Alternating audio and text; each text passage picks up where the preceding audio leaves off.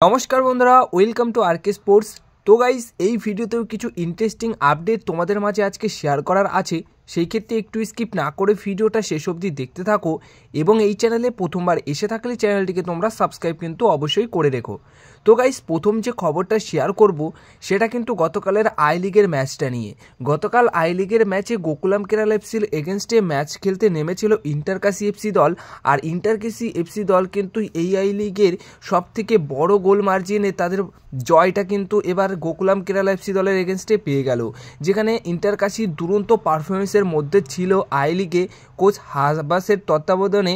সেখানে কিন্তু গোকুলাম কেরালা এফসি দলের এগেনস্টে কিন্তু তারা একদমই মুখ থুবড়ে পড়লো, যেখানে 6-2 গোলে ইন্টারকাশি এফসি দল গতকাল গোকুলাম কেরালা এফসি দলের এগেনস্টে ম্যাচ হারলো। আর এই হারটা কিন্তু সত্যি কথা বলতে হাবাসের ভক্তরা, ইন্টারকাশি দলের ভক্তরা কিন্তু বিশ্বাসই করতে পারছে না যে এত গোলের মার্জিনে ইন্টারকাশি দলের মতো দল হারতে পারে গোকুলাম কেরালা এফসি দলের এগেনস্টে।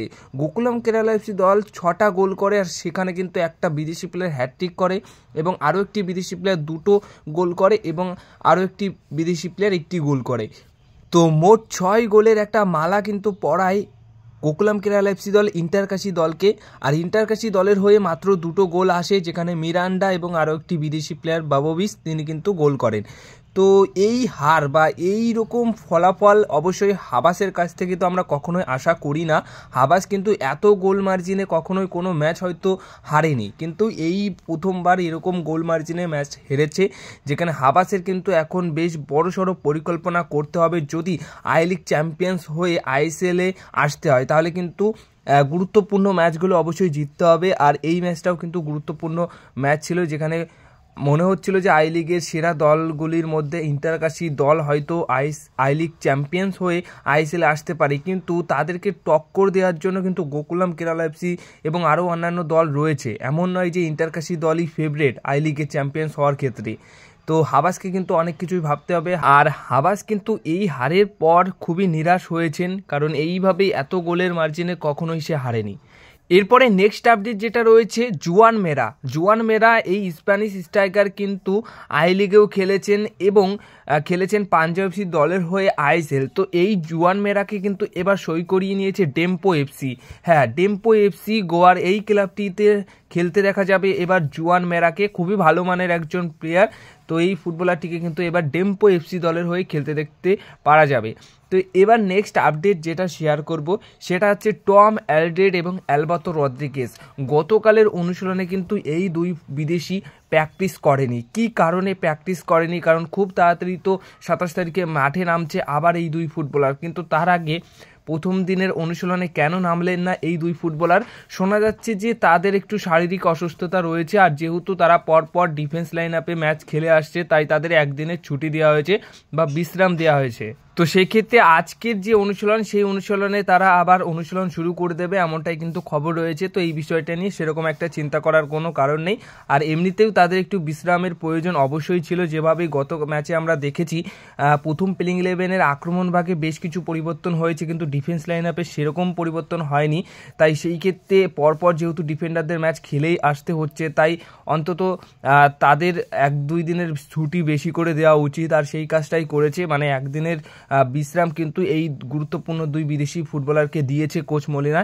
এতে করে তাদের শারীরিক সুস্থতা, মোটামুটি যে ফিটনেস, সেটা কিন্তু আরও ভালো জায়গায় চলে আসবে এবং পরবর্তী ম্যাচ খেলার জন্য আরও ফুল এনার্জিতে তারা নামতে পারবে। এটা কিন্তু খুব ভালো কাজ হয়েছে যে তাদের একদিনের ছুটি বা বিশ্রাম দেওয়া হয়েছিল এক্সট্রাভাবে। তো এবার সবশেষে যে আপডেটটা দিয়ে আজকের এই ভিডিওটা শেষ করব সেটা হচ্ছে মোহনবাগান দলের 7ম বিদেশি প্লেয়ার নুনো রেইসকে নিয়ে। তো ডিমিট্রি পেট্রাসের বদলে নুনো রেইসকে রেজিস্টার করলে কেমন হয়? মোহনবাগান দলের লাভ হবে নাকি ক্ষতি হবে? এইরকম প্রশ্ন, এরকম আলোচনা অনেকেই তোমরা আমাকে করেছো।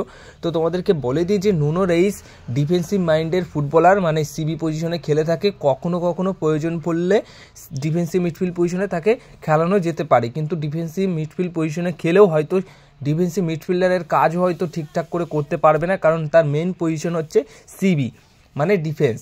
তো সেই ক্ষেত্রে তাকে রেজিস্টার করানো আর ডিমিট্রি পেট্রাসকে আনরেজিস্টার করানো একদমই ভুল সিদ্ধান্ত হবে। ডিমিট্রি পেট্রাসকে যদি আনরেজিস্টার করাতেই হয় তাহলে লাইক ফর লাইক চেঞ্জ আসলেই সেটাই ভালো হয়। মানে অন্য কোনো প্লেয়ার দিমিত্রি পেট্রাসের মতোই খেলে সেই ধরনের প্লেয়ার আনলে সেটা ভালো হয়, কিন্তু দিমিত্রি পেট্রাসের রিপ্লেসমেন্ট কখনোই নুনো রেইস নয়।